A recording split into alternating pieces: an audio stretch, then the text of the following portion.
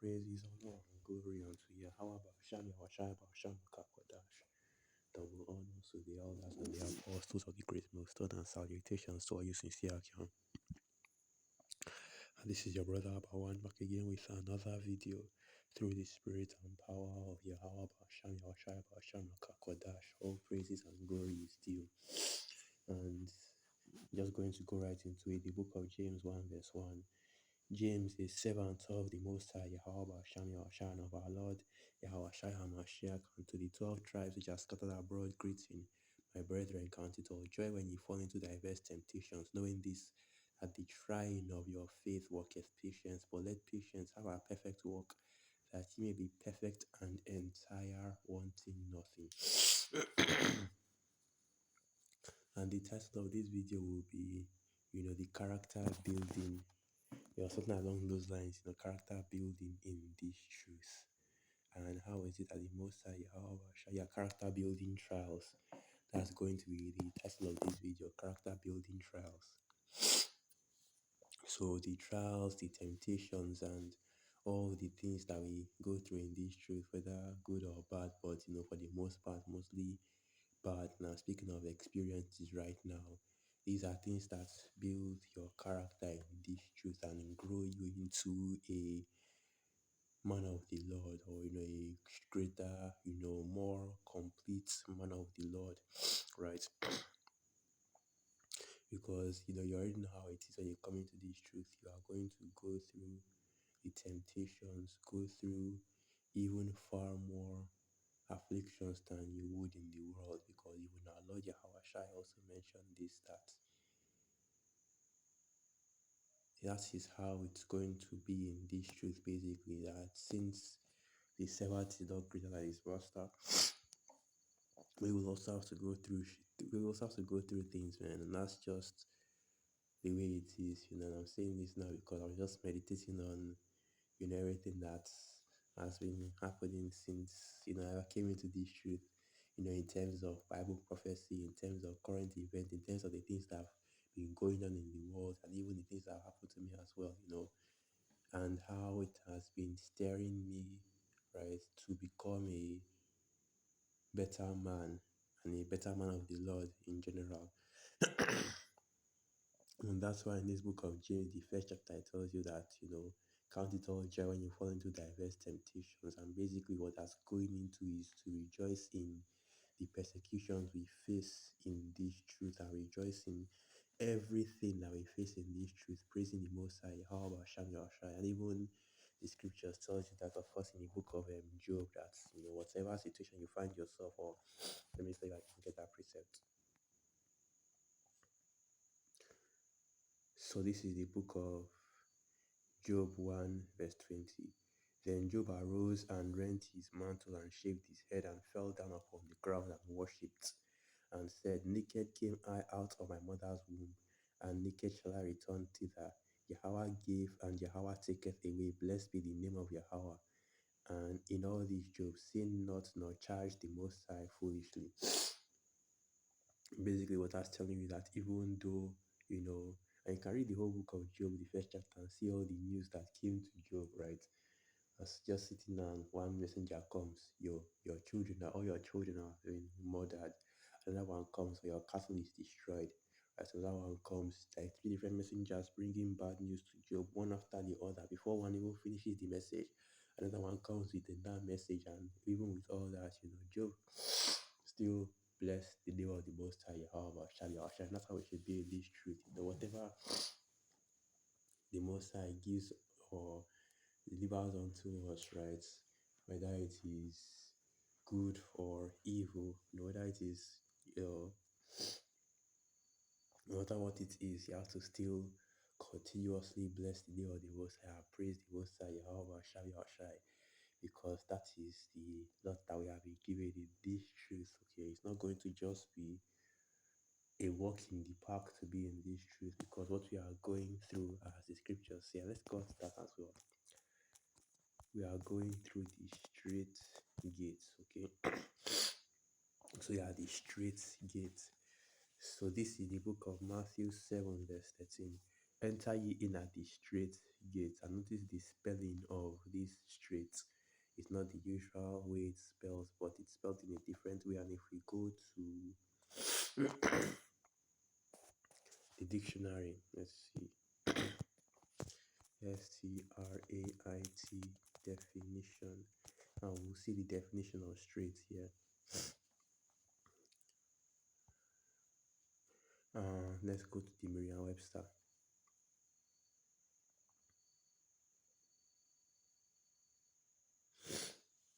Yeah, have to bear with me. I'm in a bad area for network, Network is very bad in this area, so everything is loading slowly. I think I have the offline dictionaries. Let me go to that instead of wasting for the network to later waiting for the network to load. Usually what I do is I preload whatever page I want to use in a video, so it will not take that long. But every once in a while, the spirit just jumps on you and makes you want to go into something. So this is the definition of the word straight.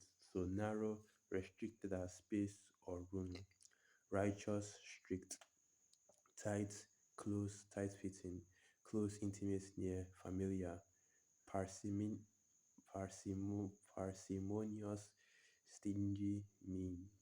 All right. So let's see. There are more definitions. So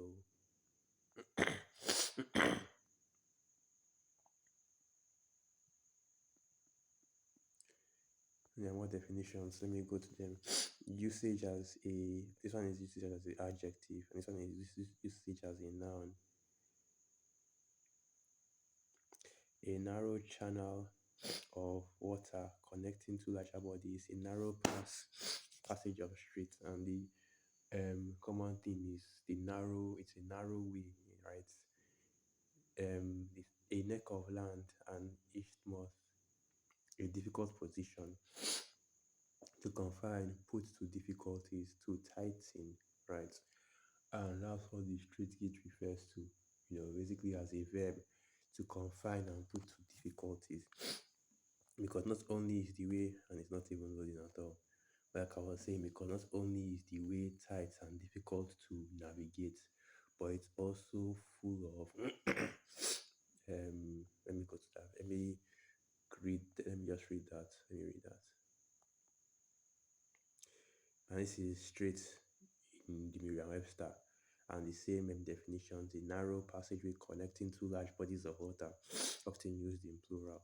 Is isthmus, a narrow space of passage, a situation of perplexity or distress, often used in plural. So not only is it a narrow way, but it's also metaphorically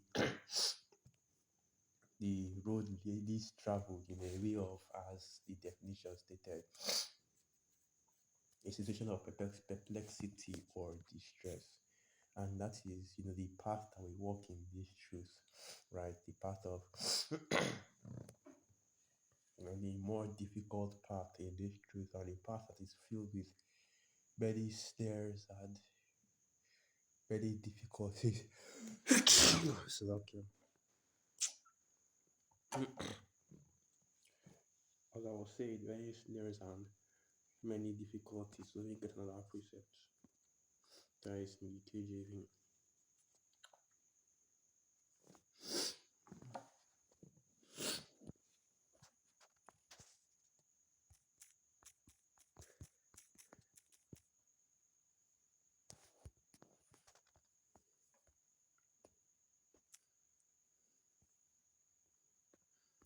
Let me see if I can find this precept. I can't remember where it's in.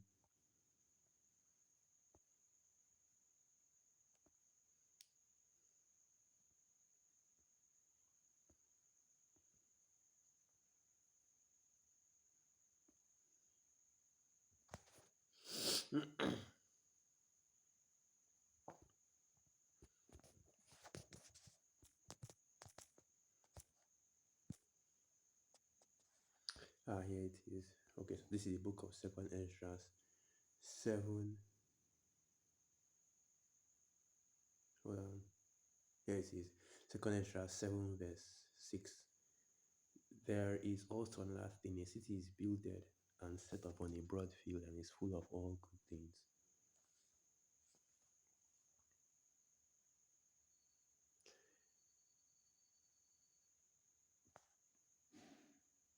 Second entrance 7 verse 7. The entrance is narrow and is set in a dangerous place to fall, like as if there were fire on the right hand and on the left a deep water, and one only path between them both, even between the fire and the water, so small that there could but one man go there at once. If this city now were given unto a man for an inheritance, if he never shall pass the danger set before it, how shall he receive his inheritance? And I said, It is so, Lord. Then said he unto me, Even so also is Israel's portion. This is what the straight gate represents, the path that is difficult to travel, right? And that is where the kingdom is situated. So you already know that the path that we walk in this truth is the straight gate, but it is the direct path towards the kingdom, right? And it is the only path, towards salvation on this side. So Matthew 7, verse 18, because straight is the great gates and narrow is the way which leadeth unto life, and few there be that find it, right? The straight path, and let me say, go to that, the straight path. And that's why in this book of Second Ezra 7, it says that, only one man can walk in through it at once. So you already know that this truth is basically a path of a trials, temptations, tribulations, going through all manner of things in order to get the reward, which is the salvation of our Lord Yahweh Shai on this side, of course. And let me also go to this precept as well. That should be the book of Romans, the 8th chapter. I can't believe I've forgotten the precept I wanted to bring out.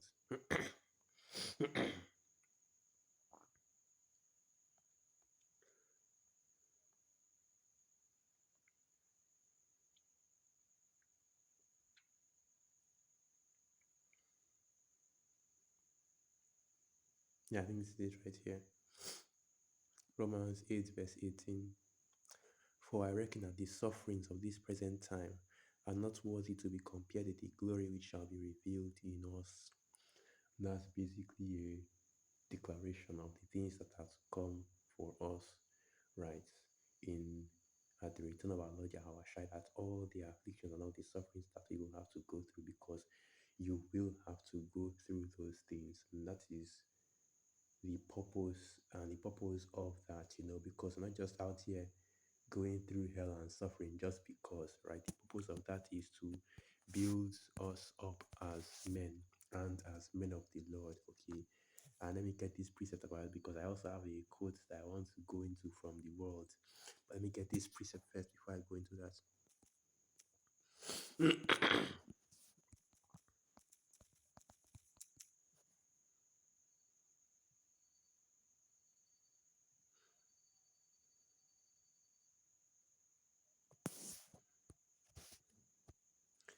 And this is the one I'm thinking about. But yeah, who is tried in the fire and acceptable men in the furnace of adversity, right?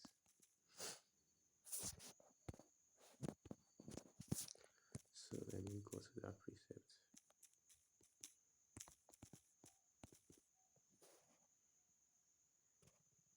Yeah, it is. So this is the book of Ecclesiastes 2 verse 1. My son, if thou come to serve Yahweh, prepare thy soul for temptation. Set thy heart aright and constantly endure, and make not haste in time of trouble. So when we're coming into this truth, it doesn't mean that all our sorrows and all our sorrows and all the hell that we're catching in the world has come to an end. But rather, what it means is that we are on the path to salvation, on the path to deliverance, okay? Because we are still going to have to go through things, we are still going to have to catch hell in the world. So, Ecclesiastes 2, verse 3, cleave unto him and depart not away, that thou mayest be increased at thy last end. Whatsoever is brought upon thee, take cheerfully and be patient when thou art changed to a lower state. For gold is tried in the fire, and acceptable men in the furnace of adversity. And that's the main point right there. And that's the reason why, we are going through all these things that we're going through in the world, all the hell that we're catching in the world. It's a trial. It's a trial. It's character building basically, in order to continue to enjoy in this truth, because this is how our faith is being built up. This is by through the, through the sufferings, right? The sufferings of this world, basically the light affliction that we are receiving from the Most High, how about Shami Shai.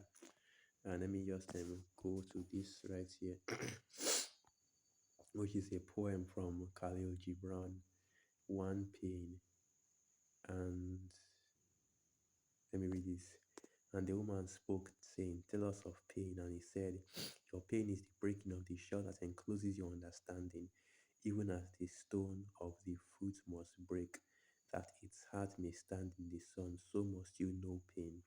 And could you keep your heart in wonder at the daily miracles of your life, your pain would not seem less wondrous than your joy. And I don't really have anything to say about that. Let me just continue reading. And you would accept the seasons of your heart, even as you have always accepted the seasons that you pass over your fields. And you watch this sweet serenity through the winters of your grief. Much of your pain is self chosen. It is the bitter potion by which the physician within you heals your sick self. Therefore, trust the physician and drink his remedy in silence and tranquility. For his hand, though heavy and hard, is guided by the tender hand of the unseen. And the cup he brings, though it burn your lips, has been fashioned of the clay which the potter has moistened with his own secret tears. And that's the